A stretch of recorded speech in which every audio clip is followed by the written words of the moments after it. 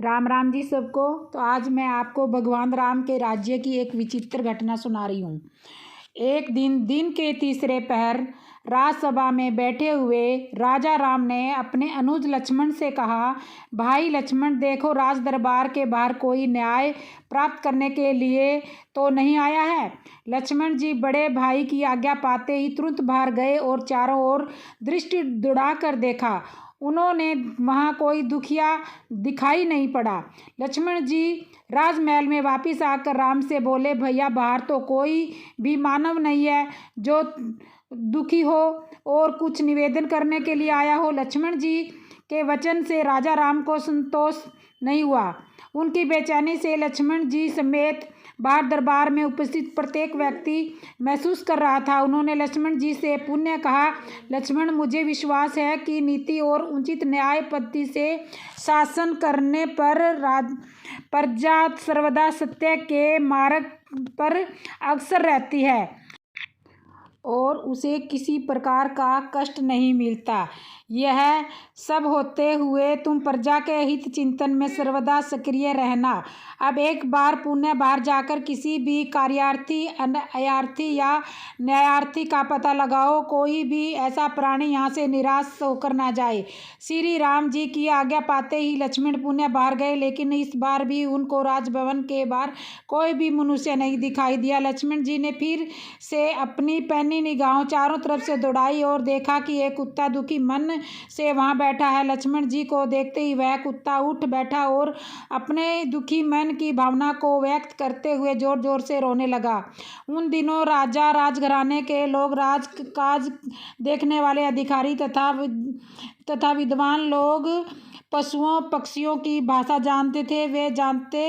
वे उनसे बात भी किया करते थे। पशुओं की भाषा के ज्ञाता लक्ष्मण जी ने उस कुत्ते से रोने का कारण पूछा, हे सारमेय, तुम क्यों दुखी हो? तुम्हें किसी ने प्रताड़ित किया है या तुम्हारा कौन सा कार्य नहीं हो पा रहा? निर्भय होकर कहो। लक्ष्मण जी का आश्वासन प्राप्त करके कुत्ता बोला, प्रभु, समस्त जीवों के रक्षक प्रवस्त कर्म करने वाले राजा राम ने मुझे कुछ निवेदन करना है। कुत्ते की बात सुनकर लक्ष्मण जी ने उस कुत्ते से कहा, आओ मेरे साथ राज्यसभा में राज्य प्रवेश करने के पहले लक्ष्मण जी ने कुत्ते से कहा कि सारमेय, राजा राम के सम्मुख जो कुछ कहना सत्य कहना। लक्ष्मण जी की बात सुनकर कुत्ता ठिठ था और उसने कहा, नाथ देव, मंदिर, राजभवन तथा ब्राह्मण, अग्नि, इंद्र, सूर्य आदि के निवास स्थान पर मेरे जैसे जीवों का जाना उचित नहीं है। मैं राजा राम के महल में कैसे जा सकता हूँ? राजा शरीरधारी समय धर्म का अवतार माना जाता है और फिर राजा राम तो सर्वोपरि है, प्रजा के रक्षक, नीतिज्ञ और सत्यवादी, समदर्शी है। वही चंद्र, सूर्य, वरुण और अग्नि है। श्री लक्ष्मण, आप तुरंत राजा राम से मेरे लिए आज्ञा प्राप्त कीजिए। बिना उनकी आज्ञा के मैं उनकी राजसभा में प्रवेश नहीं कर सकता। लक्ष्मण तुरंत राजभवन में आए और राजा राम से कहने लगे, भैया, राजभवन के बाहर एक कुत्ता है, वह आपसे कुछ निवेदन करना चाहता है, प्रतीक्षा कर रहा है। यदि आज्ञा हो तो उसे राजमहल में बुला लूं। लक्ष्मण का कथन सुनकर राम ने तुरंत लक्ष्मण से कहा, लक्ष्मण, तुरंत उस सारमेय को राजभवन के अंदर ले आओ। उसे मुझसे न्याय प्राप्त करने का पूरा अधिकार है। राज्य का कोई भी जीव हो, उसको मुझसे निवेदन करने और अन्याय प्राप्त करने का मानव की भांति अधिकार है। लक्ष्मण जी कुत्ते को लेकर राजभवन में पहुंचे। राजा राम के पास पहुंचते ही वह कुत्ता आश्वस्त हो गया और श्री राम ने कुत्ते से पूछा, सारमेय, तुम्हें जो कुछ भी कहना निडर होकर कहो। कुत्ते के सिर पर चोट थी। उसके सिर पर चोट को देखकर राम का ध्यान उधर आकृष्ट हो गया। श्री राम का ध्यान अपनी ओर आकृष्ट देखकर कुत्ते ने उनसे निवेदन किया, प्रभु, राजा ही समस्त प्राणियों का रक्षक और स्वामी होता है। प्रजा जब सोती है तब राजा जाकर प्रजा की रक्षा करता है। हे राघव, आप तो समस्त प्राणियों के प्राण है। ही हमारे कर्ता धर्ता और रक्षक हो और श्राता हो, विधाता है। आप श्रेय जनों द्वारा आश्रित कर्म करते हो। आप धर्मात्मा और सद्गुणों के सागर हैं। यदि मैंने कोई अनुचित बात यहाँ पर कह दी हो तो आगे मेरी जीवा से निकल जाए तो आप मुझे क्षमा कर दें। मैं सिर झुकाकर आपको अभिनंदन करता हूँ। सवास के मुख से यह बात सुनकर श्री राम थोड़ा अधीर होकर गंभीर वाणी से सवास से बोले, हे सारमेय, शीघ्र निडर होकर बोलो, तुम क्या चाहते हो? कुत्ता बोला, हे राजन, धर्म से ही राज्य की प्राप्ति होती है, धर्म से ही प्रजा का पालन होता है और धर्म से ही राजा प्रजा वत्सल्य और शरणागत वत्सल्य का बनता है। राजा प्रजा के समस्त भय को दूर करता है। इन सारी बातों को ध्यान में रखकर मेरा जो कार्य है उसे आप समझ लें। स्वार्थ सिद्ध नाम का एक ब्राह्मण है, वह भिक्षावृत्ति करता है। उसने बिना अपराध मेरा सिर फोड़ डाला। कुत्ते की बात सुनकर राजा राम ने तत्काल उस ब्राह्मण को बुलाने के लिए राज कर्मचारी को भेजा और वो तुरंत ही ब्राह्मण को बुला लाया। ब्राह्मण राजा राम की राजसभा में उपस्थित हुआ। राजा राम के पास पहुंचकर ब्राह्मण बोला, राजन, आपने मुझे किस कारणवश बुलाया है? गंभीर वाणी में राम ने ब्राह्मण से पूछा, ब्राह्मण देव, आपने इस कुत्ते को क्यों मारा? जान पड़ता है कि आपने क्रोधावेश में ही ऐसा पाप किया है। क्रोध मानव को धर्म रहित बना देता है। श्री राम की धर्मपरक बात सुनकर वह ब्राह्मण बोला, हे राम, यह सत्य है कि मैंने क्रोधावश में इस कुत्ते को मारा है। मैं इस समय भिक्षा लेने के लिए भ्रमण कर रहा था। वह कुत्ता बीच मार्ग में बैठा था।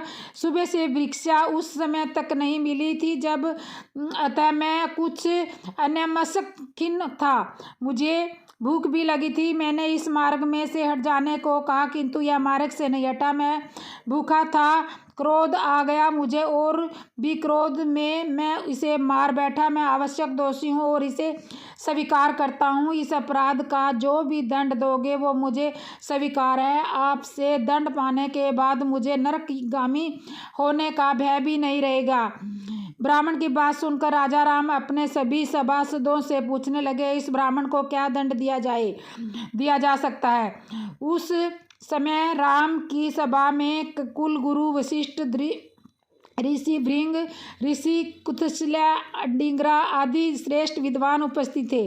सब ने अपना अपना निर्णय सुनाया। लगभग सभी का निर्णय यही था कि राजन, ब्राह्मण अवश्य होता है, किंतु आप यह भी जान लें कि राजा शासक तो होता है ही, सबका शिक्षक भी होता है। आप समय परमात्मा के अंश हैं, शरणागत वत्सल्य है। उस दिव्य सभा के सभासदों के मनोभाव को जानकर वो कुत्ता अचानक बीच में ही बोल उठा, हे राजन, यदि आप मुझ पर प्रसन्न है तो कृपा करके आप मेरा मनोरथ सिद्ध करिए। आपने पहले ही मुझे शाश्वत कर दिया है। हे प्रभु, आप इस ब्राह्मण को कालीचर के मठ का महत बना दे। कुत्ते ने के मुख से ऐसी बात सुनकर राम मुस्कुराए, लेकिन बाकी सभा चकित भी दंड के रूप में कालीचर का मठाधीश बनाए जाने के अनुरोध का रहस्य यहाँ कोई नहीं जान सका। सभासदों ने आश्चर्य के बीच अकेले राम के चेहरे पर मुस्कुराहट थी। कुत्ते की मांग को पूरा कर दिया गया। ब्राह्मण भी इस दंड से प्रसन्न हुआ। नित्य की भिक्षावृत्ति से उसे छुटकारा मिला। ब्राह्मण को हाथी पर बैठाकर विदाई दी गई, क्योंकि उस काल परंपरा का यही नियम था। ब्राह्मण की प्रसन्नता का ठिकाना नहीं रहा। वशिष्ठ आदि मुनि गंभीर होकर बैठे थे। कुछ सभासद कुत्ते की मांग का परिहास उड़ा रहे थे। वे मुस्कुराते हुए अपने राजा राम से पूछे, महाराज, ब्राह्मण को तो दंड देने के बदले वरदान मिल गया, ये कैसा न्याय था? श्री राम ने विनोद पूर्वक स्वर से कहा, प्रतीत होता है कि आप लोग को यह रहस्य समझ में आया नहीं। अब आप लोग इस ज्ञान से इस रहस्य को समझिए। राम ने समय उस कुत्ते से कालीचरण की मेहनती का रहस्य समझाने के लिए कहा। कुत्ते ने बताया शुरू किया और राजा राम पूर्व जन्म में ही उसी कालीचरण के मठ में मठाधीश था। और वह खाना खा दूसरों को खिलाता था। मैं नित्य देवों का पूजन भी करता था, अपने न्यायाधीन जनों का पालन भी किया करता था।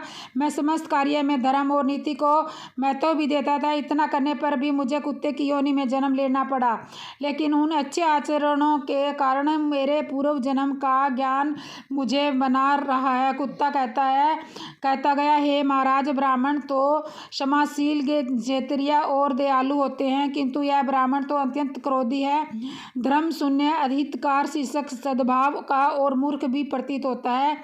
वहाँ का महंत बनकर तो ये अपने माता और पिता के कुलों को भी नरक में ले जा सकता है। हे राजन, चाहे कैसी भी स्थिति हो क्यों ना आ जाए, ज्ञानी मनुष्य को किसी भी स्थान की मेहनती स्वीकार नहीं करनी चाहिए।